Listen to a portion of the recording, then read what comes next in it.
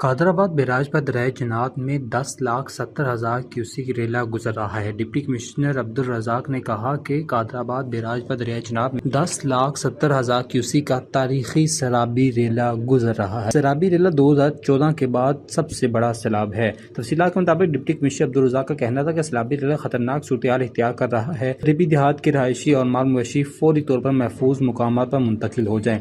متاثرین کی مدد کے لیے ضلعی کنٹرول روم سے رابطہ کیا جا سکتا ہے۔ ضلعی افسران ریسکیو 1122 سول ڈیفنس اور دیگر محکمہ ریلیف اور ریسکیو آپریشن میں مصروف عمل ہیں۔ ڈپٹی کمشنر نے کہا کہ متاثرہ علاقوں میں 6 فیلڈ ریلیف کیمپ قائم کر دیے گئے ہیں۔ قادرآباد پر پانی کی آمد میں مسلسل اضافہ ہو رہا ہے۔ قریبی دیہات کے مکین فوری منتقل ہو جائیں۔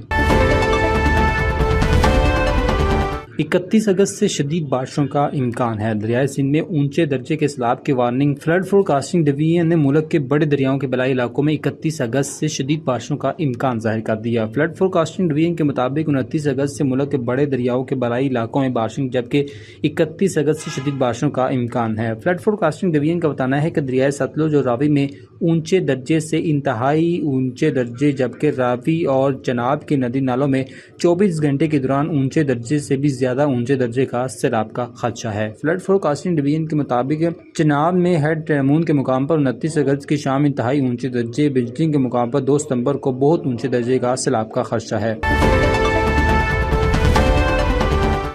لائیو راوی، چناب اور ستلج میں غیر معمولی سیلابی صورتحال۔ شاہدرہ پر آج رات بڑا سیلابی ریلا گزرنے کا خطرہ۔ بھارت کی جانب سے پانی چھوڑنے کے بعد دریائے راوی، چناب اور ستلج میں سیلاب سے تباہی مچ گئی۔ سیلاب کے باعث بستیاں ڈوب گئیں۔ وزیرآباد کے گلی محلے اور بازار زیر آب آ گئے۔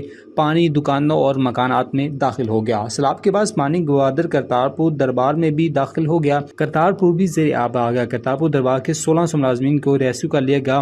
ہیڈ قادرآباد پانی کا دباؤ کم کرنے کے لیے منڈی بہاؤالدین اور علی و چٹھا کے مقام پر 2 شگاف ڈال دیے گئے۔ لاہور، قصور، سیالکوٹ، فیصل آباد، ناروال اور وکاڑا میں فوج طلب کر لی گئی۔ وزیراعظم نے گجرات، سیالکوٹ اور لاہور میں ممکنہ اربن فلڈنگ سے نمٹنے کے لیے فوری انتظامی اقدامات کی ہدایت بھی کر دی۔ فلڈ فورکاسٹنگ ڈویژن کے مطابق دریائے راوی میں 66 کے مقام پر 70 سال اور شاہدرہ کے مقام پر 37 سال بعد پانی آیا ہے۔ دریائے چناب میں سیلاب سے پلکھو نالہ بپڑ گیا۔ گنجائش سے بھی زیادہ پانی نالہ اور فلر ہو گیا۔ سیلابی ریلا وزیرآباد شہر میں داخل ہونے سے کئی دیہات اور نشیبی علاقے زیر آب آ گئے۔ گوجرانوالہ میں 4 سے 5 ایکڑ زرعی زمین زیر آب آ گئی۔ دیہات سے لوگوں نے اپنی مدد کے تحت نقل مکانی کی۔ ضلع پاکپتن میں سیلاب کے بعد 80 کلومیٹر طویل پٹی میں ہزاروں ایکڑ فصلیں زیر آب آ گئیں۔ ضلع پاکپتن میں سیلاب کے باعث 80 کلومیٹر طویل پٹی میں ہزاروں ایکڑ پر فصلیں ڈوب گئیں۔ ذرائع آبپاشی کے مطابق دریائے ستلج میں زمینی کٹاؤ سے دیہات اور بستیوں میں تباہ کاری کے خطرات بڑھ گئے ہیں۔ ذرائع آبپاشی کا کہنا ہے کہ دریائے ستلج میں ہیڈ سلیمانگی کے مقام پر درمیانے درجے کا سیلاب ہے۔ پاکپتن ہیڈ سلیمانگی سے 1 لاکھ کیوسیک پانی کا ریلا زیرین علاقوں میں بہہ گیا ہے۔ ہیڈ گنڈا سنگھ بلازر سے 2.5 لاکھ کیوسیک کا ریلی نشیبہ علاقوں کی طرف بڑھے گا۔